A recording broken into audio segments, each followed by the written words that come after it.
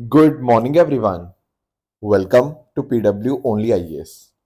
दोस्तों, आप सब लोगों ने एफसीआरए एक्ट के बारे में सुना होगा, फॉरेन कंट्रीब्यूशन रेगुलेशन एक्ट।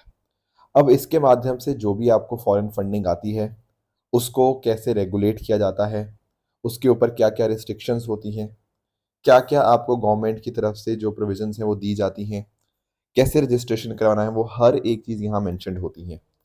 अब यहाँ पर सरकार ने ना हमारी जो एनजीओज हैं, नॉन गवर्नमेंटल ऑर्गेनाइजेशन, उनके लिए जो रिस्ट्रिक्शंस हैं वो थोड़ी सी बढ़ा दी गई हैं।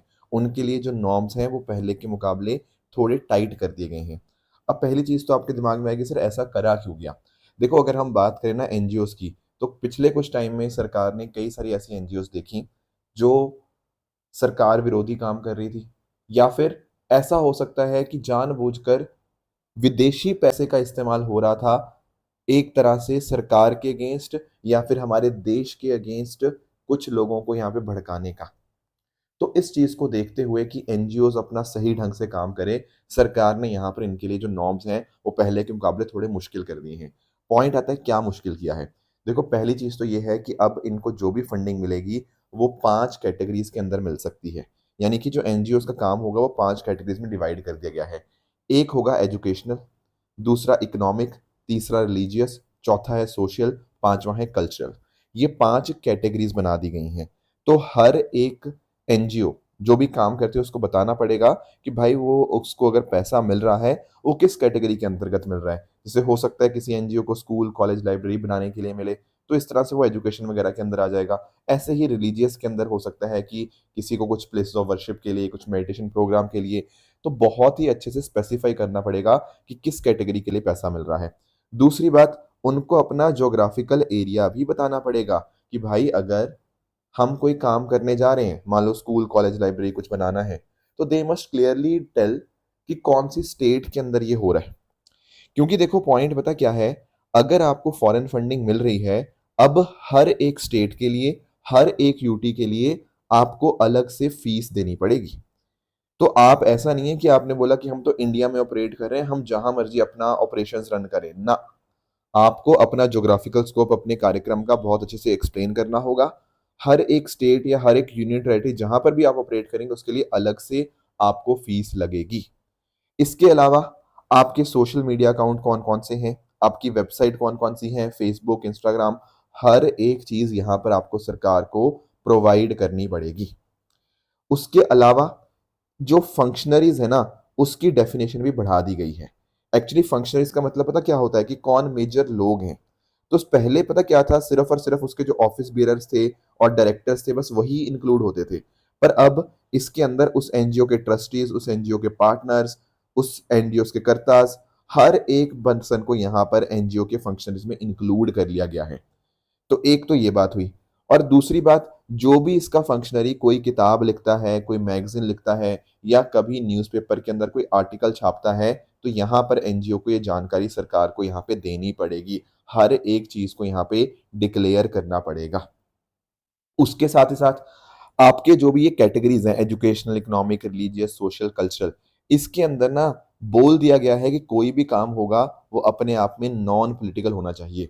जैसे आप समझना, जैसे यहाँ पे ना एजुकेशन में एक कैटेगरी है civic awareness and constitutional rights. अब आप लोगों को जानकारी दे सकते हो कि उनके संविधानिक राइट्स क्या हैं, पर ऐसा नहीं होना चाहिए कि वहां पर आपने कुछ पॉलिटिकल बातें कर दी। ये हर एक कैटेगरी के अंदर सरकार ने एक्स्ट्रा तौर के ऊपर इसको ऐड कर दिया है, ताकि कोई भी एनजीओ अगर ऐसा हरकत करती है जो पॉलिटिकल है इन नेचर में, तो उसके ऊपर कुछ रिस्ट्रिक्शंस लगाई जा सकती हैं। सवाल आता है क्या रिस्ट्रिक्शंस लगाई जा सकती हैं। देखो, कम से कम 1 लाख रुपए का, ये कम से कम वर्ड है, कम से कम 1 लाख रुपए का यहाँ पे इनके ऊपर फाइन लगेगा, या फिर जो भी उन्होंने पैसा मिस यूज किया है उसका कम से कम 30% पेनल्टी यहाँ पे उनको देनी पड़ेगी।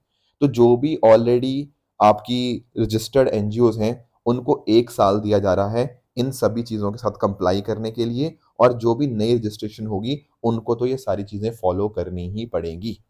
अब क्वेश्चन एक आखिरी बचेगा कि सर एफसीआरए कौन सी मिनिस्ट्री के अंतर्गत आता है। देखो, इसके लिए हमारी जो मिनिस्ट्री रिस्पॉन्सिबल है वो है मिनिस्ट्री ऑफ होम अफेयर्स। तो दरअसल में ये गाइडलाइंस उनके द्वारा ही दी गई हैं, एंड इससे जो एनजीओ का काम है वो और ज़्यादा टाइट हुआ है। कुछ फायदे भी होंगे डेफिनेटली कि अब विदेशी पैसे का गलत इस्तेमाल नहीं हो पाएगा। पर दूसरी बात ये भी है कि एनजीओज़ को बहुत मुश्किल आएगी काम करने के अंदर, क्योंकि देखो अगर उन्होंने जितना खर्चा पहले सोचा था, एडमिनिस्ट्रेटिव एक्सपेंसेस जितना सरकार को बताया था, अगर उससे ज़्यादा पैसा हो गया, तो वो भी सरकार को बताना पड़ेगा। तो हर एक चीज़ यहाँ पे सरकार को बतानी पड़ेगी। तो कई बार ऐसे जब हर एक चीज़ सरकार को स्पेसिफ़ाई करनी पड़ती है, तो कई बार फ़ायदा भी होता है, कई बार दिक्कत भी होती है। आप इन चेंजेस के बारे में क्या सोचते हैं? आप लोग मुझे ज़रूर कमेंट्स में बताइएगा। दोस्तों, डेट है आज की 24 जून 2026 एंड आप सभी का स्वागत है आज के प्रीलिम बूस्टर न्यूज़ डिस्कशन में। स्टार्ट करने से पहले मैं आपको बता दूं कि दोस्तों आज हमारी जो प्रतिज्ञा और दिवस ऑफर्स हैं, उनका आज आखिरी दिन है। तो हमारे जो 1 ईयर, 2 ईयर और 3 ईयर कोर्सेज हैं, जो बहुत ही कम दाम के अंदर मिल रहे हैं, तो इनको आप एक्सेस कर सकते हो। डिस्क्रिप्शन के अंदर लिंक दिया हुआ है और ध्यान रखिएगा कि आज इनको अवेल करने का आपका लास्ट डे है। चलिए स्टार्ट करते हैं। पहला जो टॉपिक हमें आज डिस्कस करना है वो निर्भय चेतना के बारे में है। अब निर्भय चेतना क्या है, इसको समझाने से पहले मैं आपको निर्भय रहो इनिशिएटिव समझाना चाहूंगा। निर्भय मतलब समझते हो? निर्भय मतलब जो फियरलेस होते हैं, राइट? अब हुआ पता क्या, मार्च में हमारी जो मिनिस्ट्री ऑफ पंचायती राज है, इन्होंने एक इनिशिएटिव स्टार्ट किया, निर्भय रहो। अब नाम में ही है कि हमें फेयरलेस रहना है। इसका मीनिंग पता क्या था कि जो गांव की महिलाएं हैं, उनकी सेफ्टी, उनकी एम्पावरमेंट के लिए हमने ये इनिशिएटिव रन किया। हमारे पास ना एक निर्भया फंड है, तो वहां से जो पैसा है वो हम इस्तेमाल कर रहे हैं इस इनिशिएटिव के लिए, ताकि हमारे जो गांव हैं, हमारी जो रूरल कम्युनिटीज हैं, वो महिलाओं के लिए और ज्यादा सेफ हो पाए। हमारी जो पंचायत हो वो जेंडर सेंसिटिव यहाँ पे बन पाए, महिलाओं को हक जो है ना उनको प्रॉपर दिए जा पाए, उनको लीगल अवेयरनेस यहाँ पे दिए जा पाए। अब सवाल आता है कि ये होगा कैसे? इसके लिए हमारे पास 3 कंपोनेंट्स हैं। उसमें पहला कंपोनेंट क्या है? पहला कंपोनेंट है आपका निर्भय नेत्री। नेत्री क्या होता है? जो आपका लीडर होता है। तो बेसिकली ना मान लो आपके गांव में कोई महिला सरपंच इलेक्ट हो गई, ठीक है? अब यार देखो, उस महिला सरपंच को हमें ट्रेनिंग देनी पड़ेगी, उसको लॉज की जानकारी देनी पड़ेगी, उसको लीगल लिटरेसी देनी पड़ेगी, उसकी कैपेसिटी बिल्डिंग करनी पड़ेगी। तो उन्हीं सब चीज़ों के लिए निर्भय नेत्री इनिशिएटिव है।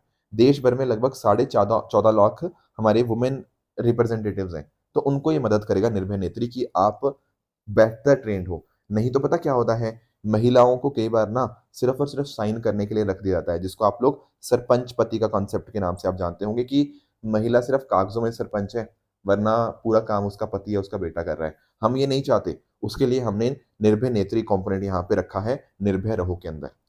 दूसरा कंपोनेंट है यहाँ पे दोस्तों आपका निर्भय चेतना। निर्भय चेतना में क्या होगा कि भाई देखो, जो पुरुष है, जो पुरुष मान लो सरपंच हैं, भाई उनको भी तो समझाना पड़ेगा ना कि देखो आप भले ही पुरुष हो, पर आप ये दादागिरी मत करो कि हम महिलाओं से ऊपर है, ऐसा कुछ भी नहीं है।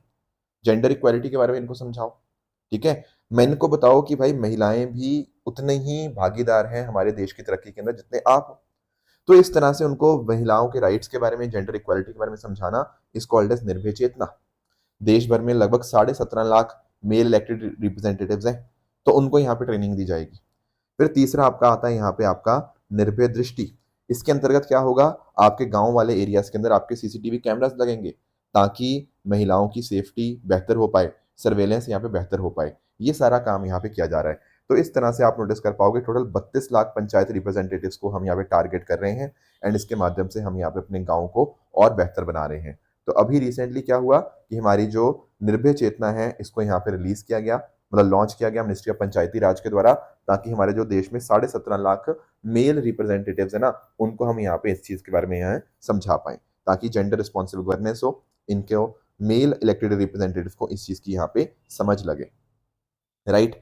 तो लगभग 28,500 ट्रेनर्स होंगे, ये अलग अलग गाँव में जाएंगे, वहाँ अलग अलग गाँव में जाकर आपके जो सरपंच होते हैं ना, वहाँ पे जो पुरुष सरपंच हैं, उनको यहाँ पे समझाएंगे, उनकी ट्रेनिंग करेंगे, उनको समझाएंगे कि महिलाओं के क्या हक होते हैं, महिलाओं की डिग्निटी कितनी इंपॉर्टेंट है। ये हर एक चीज़ यहाँ पे उनको समझाई जाएगी। यही है आपका निर्भय चेतना। तो ध्यान रखिएगा, निर्भय रहो के 3 इनिशिएटिव्स हैं, निर्भय नेत्री, निर्भय चेतना एंड निर्भय दृष्टि।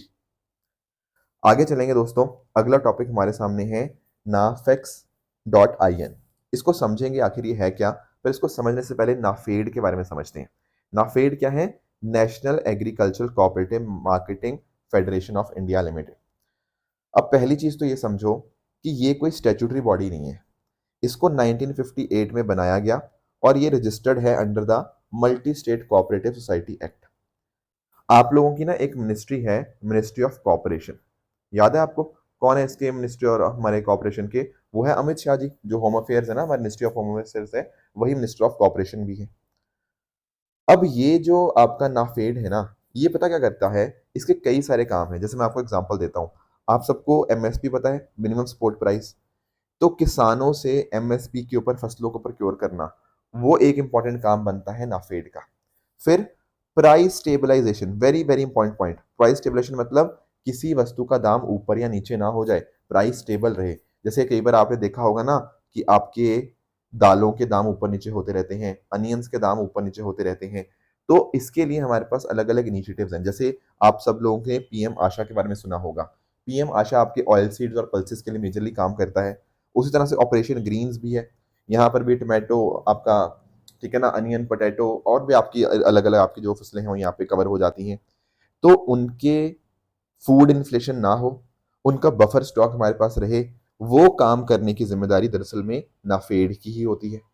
फिर आपके एक्सपोर्ट इंपोर्ट के अंदर भी यहाँ पे मदद करता है। तो किसानों की यहाँ पे काफी ज्यादा हेल्प करता है आपका जो नाफेड है, ताकि जो हमने किसानों की अपनी इनकम हम बढ़ाना चाहते हैं, उसके लिए यहाँ पर हम काम कर पाए। तो इस नाफेड के जो हेडक्वार्टर है वो नई दिल्ली के अंदर आपको देखने को मिल जाएंगे। एंड बाकी इसके 4 रीजनल ऑफिस भी हैं, दिल्ली, मुंबई, चेन्नई एंड कोलकाता। और 28 इसके जोनल ऑफिस भी यहाँ पे देखने को मिल जाते हैं। दोस्तों ये तो बात हुई नाफेड की। अभी नाफेड ने पता क्या किया? अपना एक प्लेटफॉर्म लॉन्च किया जिसका नाम क्या है? nafex.in। ये एक डिजिटल ऑक्शन प्लेटफॉर्म है। ऑक्शन आप समझते हो? हाँ सर, ऑक्शन मतलब किसी चीज को हम बेचते हैं, है ना, ऑक्शन करते हैं, उसकी नीलामी करते हैं। बिल्कुल। तो इस पर्टिकुलर प्लेटफॉर्म के माध्यम से नीलामी आसान हो पाएगी। एक्चुअली पता क्या था? अभी तक ना, जैसे नाफेड के पास मान लो स्टॉक पड़ा हुआ है बहुत सारा, अब उसको उसने बेचना है। अभी तक ये बहुत सारे प्राइवेट प्लेटफॉर्म्स के ऊपर डिपेंडेंट था, पर अब नाफेड ने ऐसा बंद कर दिया है। अब नाफेड ने अपना खुद का प्लेटफॉर्म डेवलप कर दिया। कोई प्राइवेट प्लेयर के ऊपर अब नाफेड डिपेंडेंट नहीं होगा। आराम से किसी को भी उसने अपना सामान बेचना है तो आराम से बेच पाएगा बिना किसी ट्रांजैक्शन कॉस्ट के, क्योंकि नहीं तो पहले प्राइवेट प्लेटफॉर्म को फीस देनी पड़ती थी। तो अब सिंपल कंसेप्ट समझना कि मान लो किसान है, किसान से लेट्स से नाफेड ने कोई चीज प्रोक्योर करी, आगे जाके उसने ये पर्टिकुलर प्लेटफॉर्म जो मैंने आपको बताया, इसके ऊपर उसको लिस्ट कर दिया। ऑनलाइन इसके ऊपर बिडिंग होगी। बिडिंग के ऊपर जिसने हाईएस्ट बिडिंग दी वो यहाँ पे जीत जाएगा और उसको यहाँ पे सामान ये जो है वो मिल जाएगा। इस तरह से ये जो प्लेटफॉर्म है वर्क करेगा। तो ई ऑक्शनिंग के लिए ये जो प्लेटफॉर्म है ये बहुत ज्यादा हेल्प करेगा। ऑक्शन वगैरह जैसे बहुत आसान हो जाएगा, ईज ऑफ डूइंग बिजनेस बेहतर हो पाएगा, एफिशिएंसी यहाँ पे इंप्रूव होगी और इससे किसानों का भी, मेंबर इंस्टीट्यूशन का और बाकी स्टेक होल्डर का फायदा होगा। अब मुझे पता है कई बच्चे समझ तो गए होंगे, पर उनके दिमाग में ना एक डाउट आया होगा कि सर आपने ये हमें प्लेटफॉर्म समझाया, हमने ना आपसे ई नैम भी पढ़ा हुआ है, इलेक्ट्रॉनिक नेशनल एग्रीकल्चर मार्केट। क्या ये दोनों सेम है या ये दोनों अलग अलग हैं? देखो जवाब है दोनों अलग अलग है। पता है क्यों? फर्क समझना यहाँ पे। जब मैंने आपको नाफिक्स के .in के बारे में समझाया, मैंने बताया क्या कि ये जो प्लेटफॉर्म कहाँ मदद करेगा, कि मान लो नाफेड ने आगे इसकी जो भी उसके पास सामान पड़ा है ना, उसकी ऑक्शनिंग करनी है, तो यहाँ पर बिडर जो है, जो खरीदना चाहता है, उसको कनेक्ट कर रहा है। ई नैम पता क्या करता था? ई नैम हमारे देश में जो भी एपीएमसी मंडीज है ना, उनको जोड़ता है, उनको कनेक्ट करता है, ताकि किसान को अपने आप में जो सही दाम है उसको यहाँ पे मिल पाए। हमारी सारी एग्रीकल्चर मार्केट्स को कनेक्ट किया। फर्क समझ रहे हो? यहां पर किसान का उतना रोल नहीं है इस पर्टिकुलर प्लेटफॉर्म के कॉन्टेक्स्ट में। ई नैम तो है ही किसानों के लिए। तो दोनों अलग अलग हैं, ये बात समझना। इस पर्टिकुलर प्लेटफॉर्म के अंदर पार्टिसिपेट कौन करते हैं? नाफेड पार्टिसिपेट करेगा, और जो लोग उस बल्क के अंदर चीजों को खरीदना चाहते हैं वो पार्टिसिपेट करेंगे। ई नैम के अंदर कौन पार्टिसिपेट करता है? हमारे किसान पार्टिसिपेट करते हैं। और वो ईपीएमसी मंडी जो हमने पूरे देश भर के कनेक्ट करी है, उसको यहाँ पे ट्रांसपेरेंट प्राइस डिस्कवरी उनको यहाँ पे हो जाती है। ये फर्क है। तो दोनों को बिल्कुल भी कंफ्यूज यहाँ पे मत करिएगा। तो ये प्लेटफॉर्म यहाँ पे नाफेड की तरह लॉन्च किया गया है। बाकी कुछ और इनिशिएटिव्स भी लॉन्च हुए, जैसे फॉर एग्जांपल नाफेड कल्याण। इसके माध्यम से क्या होगा, हमारे जो किसानों के बच्चे हैं उनको यहाँ पर स्कॉलरशिप स्कीम्स हैं। दृष्टि पोर्टल यहाँ पे लॉन्च किया गया है। यहाँ पर क्या होगा, आपके पल्सेस और ऑयल सीड्स, दरअसल में ये दो चीजें ऐसी हैं जिनके ऊपर हम अभी भी इंपोर्ट के ऊपर डिपेंडेंट है, अभी भी हम आत्मनिर्भर नहीं है पल्सेस एंड ऑयल सीड्स के अंदर। उसके लिए इन्वेंट्री मैनेजमेंट सिस्टम होगा दृष्टि पोर्टल। और एक हमने ये पोर्टल बनाया है ERP portal, enterprise resource planning, ये नाफेड के ऑपरेशंस को बेहतर बनाएगा, उनकी प्लानिंग वगैरह के अंदर मदद करेगा। तो ये कुछ इनिशिएटिव्स हैं जो यहाँ पे नाफेड के द्वारा यहाँ पे लॉन्च किए गए हैं। आगे आएंगे दोस्तों, नेक्स्ट टॉपिक हमारे सामने है सॉलिसिटर जनरल ऑफ इंडिया के बारे में। दोस्तों यहाँ पर आप पिक्चर में देख पा रहे होंगे, ये दरअसल में तुषार मेहता जी हैं। कई बार आप लोगों ने इनको सुप्रीम कोर्ट के अंदर सरकार की तरफ से केस लड़ते हुए देखा होगा। दरअसल में क्या है ना कि इनका जो कार्यकाल है वो कंप्लीट होने वाला था, बट सरकार ने अब इनका जो वापस से इनको रीअपॉइंट कर दिया है 3 साल के लिए। तो 1 जुलाई 2026 से इनका जो नया कार्यकाल है वो स्टार्ट हो जाएगा। अगले 3 साल के लिए फिर से आपके सोलिसिटर जनरल जो है यहाँ पे बने रहेंगे। अब कुछ बातें हैं सोलिसिटर जनरल के बारे में जो आपको पता होनी चाहिए।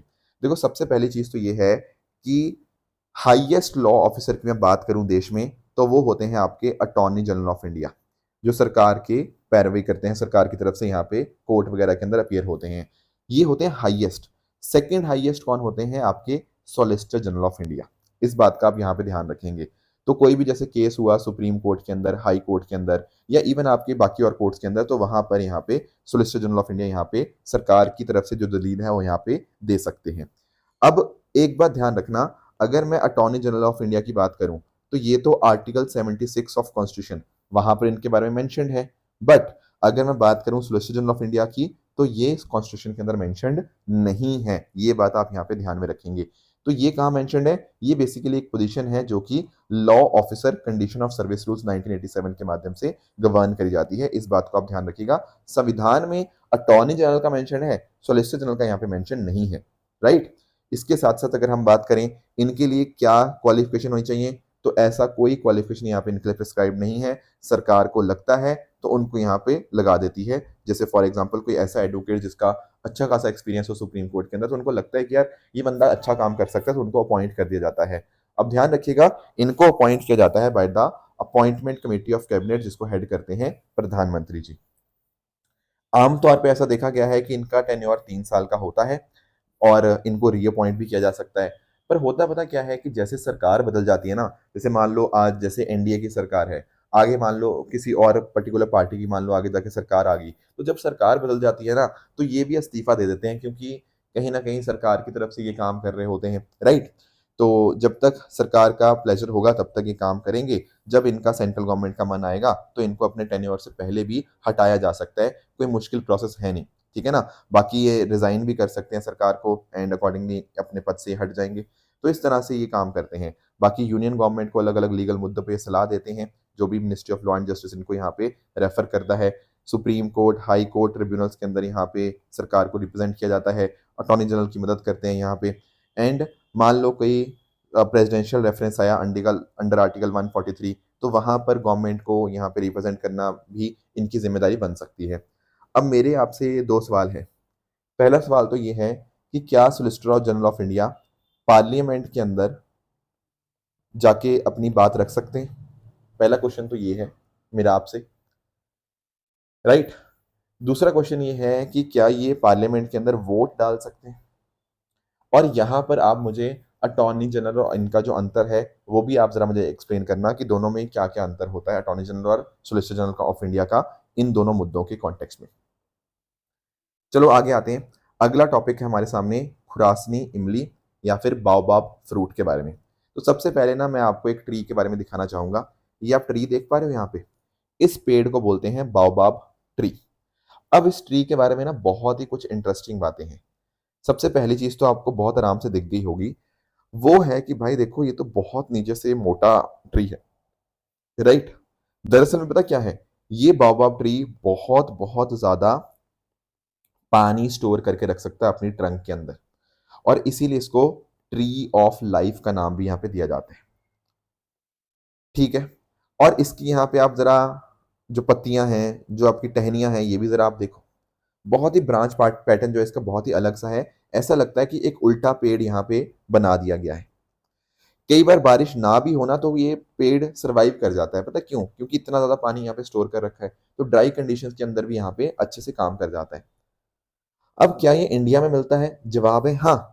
दरअसल में ये मध्य प्रदेश के आपको मांडू रीजन में देखने को मिलेगा, ठीक है। जो मांडू रीजन ना मध्य प्रदेश का, वहां पर आपको देखने को मिल जाता है।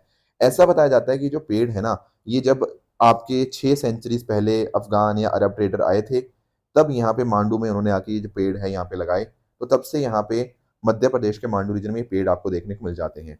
भारत देश में सबसे ज्यादा जो इस तरह के पेड़ है ना, वो मांडू रीजन में ही देखने को मिलते हैं। लगभग 1000 इस तरह के पेड़ हैं, आपको यहाँ पे देखने को मिल जाएंगे। अब इस पेड़ पे जो फल लगता है वो ये लगता है, इसको बोलते हैं हम खुरासनी इमली। ठीक है, ये इसी का फ्रूट है।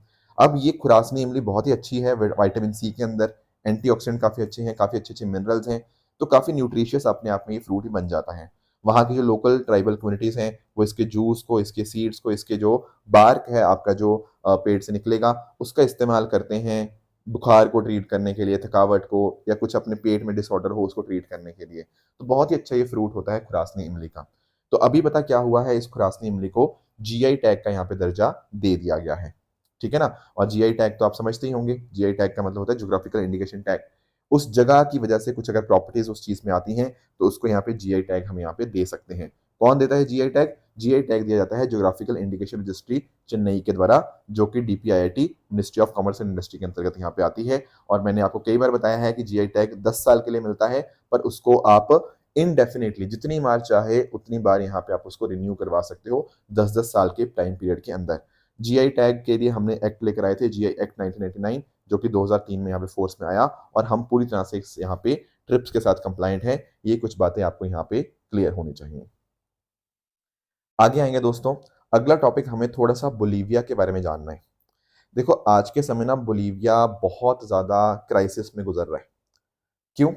देखो बोलीविया के अंदर पता क्या हुआ, बोलीविया की सरकार ने डिसाइड किया कि भाई देखो उनके यहाँ ना फिस्कल डेफिसिट, आप लोग फिस्कल डेफिसिट समझते हो, फिस्कल डेफिसिट मतलब घाटा।